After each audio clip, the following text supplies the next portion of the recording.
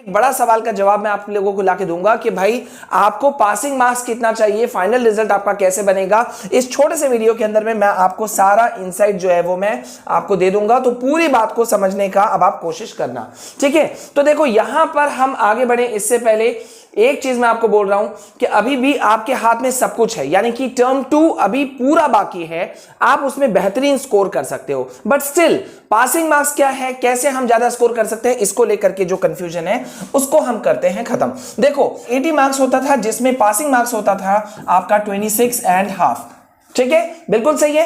अब यहां पर आपका ये 80 मार्क्स का जो आपका जो टोटल मार्क्स होता था ना, इसको जैसा कि अभी आपको पता है कि दो भागों में बांट दिया गया 40-40 में, यानी कि ये था आपका टर्म 1 और ये है आपका टर्म 2, जिसमें से 40-40 अगर आप एवरेज लेते हो तो इसका मतलब आपका दोनों पेपर में कितना कितना मार्क्स जाएगा पासिंग मार्क्स। इसका मतलब यहां पे पासिंग मार्क्स जो था आपका, वो पासिंग मार्क्स आपका था 13 या 13, ठीक है। तो यहां पर जब ये चीज निकल करके आता है कि 13, तो इसका सिनारियो मतलब यहां क्या चीज हुआ, मतलब हम इसमें कितना और जोड़ दें या हम कैसे लाएं। टर्म 1 का अगर ये है तो टर्म 2 का अगर ये है तो हम कितना लाएं कि हम और अच्छा बेहतर स्कोर कर सकते हैं। मैटर ऑफ फैक्ट क्या था यहां पे, मैटर ऑफ फैक्ट ये था कि आप लोगों को बोला गया था कि भाई ये जो टर्म 1 है ना, टर्म 1 में नो फेल वाला मामला है, कोई भी इसमें फेल नहीं करेगा, ठीक है। लेकिन क्या ऐसा मैटर टर्म 2 में भी था? नहीं, सीबीएसई ने ऐसा बिल्कुल भी नहीं कहा। अब मैं यहां पे एक चीज को क्लैरिफाई कर दूं कि भाई अभी तक सीबीएसई ने जो वेटेज वाला मामला है ना, वो मामला अभी तक पूरी तरह से उलझा रखा है। नहीं मालूम कि वेटेज क्या रखने वाला है सीबीएसई क्या 30:70 रखेगा, ये होगा, या बेस्ट ऑफ ईदर टर्म्स ये रखा जाएगा, जिसकी हम लोग डिमांड कर रहे हैं। एंड आई होप कि इससे बहुत सारे बच्चे एग्री होंगे, ठीक है। तो यहां पे अभी का सिनेरियो क्या है, मतलब क्या चाहते हैं बच्चे और फाइनल चीज क्या निकल कर क्या रहा है। तो देखो यहां पे मामला क्या है कि अगर मैं यहां का बात करूं, ठीक है, ये देखो, चलो तो यहां पे अभी जो आप लोगों का मतलब दोनों को मिला करके आपको दोनों में पासिंग मार्क्स, टर्म 1 और टर्म 2 दोनों में पासिंग मार्क्स आपको मिला के कितना लाना चाहिए था?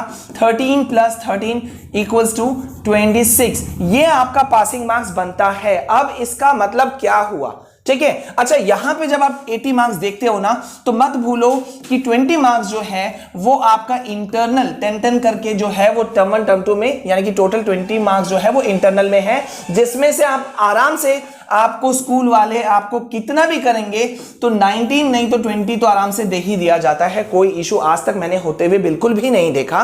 तो ये मतलब मैटर ऑफ डिस्कशन ही नहीं है, इसको तो आप लोग छोड़ दो, ये तो आप लोग का होना ही होना है। अब यहां पे मतलब क्या हुआ, अगर आपको टर्म 2 में पासिंग मार्क्स चाहिए, जो बड़ा सवाल उठ करके आ रहा है, तो टर्म 2 में अगर आप पासिंग मार्क्स चाहते हो, तो मैं इसको थोड़ा सा ऊपर कर देता हूं, तो अगर आप टर्म 2 में पासिंग मार्क्स चाहते हो तो मिनिमम आपको 13 तो चाहिए, but you need to score more. क्यों? क्योंकि टर्म 1 और टर्म 2 मिल करके आपका परसेंटेज बन रहा है। एंड आई होप कि आप मेरे इस बात से सहमत होंगे कि मामला यहां पे सिर्फ पासिंग मार्क्स लाने का नहीं है, हमें बेटर स्कोर करना है, हमें बेटर स्कोर करना है, बेस्ट स्कोर करना है, हमें ये चीज चाहिए, है ना। तो ये चीज जब चाहिए तो अभी अगर आप, मैं एक एग्जांपल दे रहा हूं, अगर आप टर्म 1 में किसी सब्जेक्ट में आपका मान लेते हैं आपका नंबर आया था 10, 11, 12 कुछ भी ले लो, चलो 10 ले लेते हैं, तो टर्म 1 और टर्म 2 मिला के कितना होना चाहिए था? 13। अगर टर्म 1 में आपका कम आया तो आपको यहां पे नॉट लेस देन, आपको कम से कम यहां 16 लाना होगा, तब जाकर के आपका बनेगा 26 मार्क्स। समझ रहे हो पासिंग मार्क्स लाने के लिए क्या चीज करना पड़ रहा है, ठीक है। मतलब यहां कम था तो भी कोई फेल वाला मैटर नहीं था, ये देखो ये फेल वाला मैटर नहीं था। अगर आप यहां कम भी लाए हो कोई दिक्कत नहीं है, लेकिन टर्म 2 में आपको स्कोर करना है। तो हमें करना क्या होगा, हमें करना यह होगा कि अगर आप चाहते हो कि आप बेहतरीन स्कोर कर सको, तो आपको मेरे हिसाब से टारगेट ये लेना होगा कि टर्म 2 में किसी भी हालत में आपको नॉट लेस देन, आपको टारगेट ही रखना होगा 30+ मार्क्स का। ये आपका टारगेट होना चाहिए 30+। ठीक है, क्योंकि मामला सिर्फ ये नहीं कि हमें पास मार्क्स लाना है, मामला ये भी है कि हमें बहुत अच्छा स्कोर करना है। ठीक है, तो बहुत ज्यादा टाइम ये मैं ज्यादा इसको नहीं खींचूंगा, सिंपल भाषा में मैं अभी आपको समझा दूं कि फाइनल रिजल्ट जो आपका बन रहा है, जो अभी तक सीबीएसई ने फाइनल करके रखा है, वो है आपका term 1 plus term 2 plus internal assessment. अभी तक का जो फंडा है वो यही फंडा है, जिसमें से आपको इसमें 13 मिनिमम लाना था, इसमें आपको 13 लाना था, और इसमें तो आपको जो मिलेगा वो मिलेगा। सो दैट मींस इसका मतलब ये हुआ कि आपको यहां पर जो लाना है वो 26 टोटल पासिंग मार्क्स आपको चाहिए। और अगर टर्म 2 की बात करें तो बच्चों टर्म 2 में हमें 13 प्लस लाना है।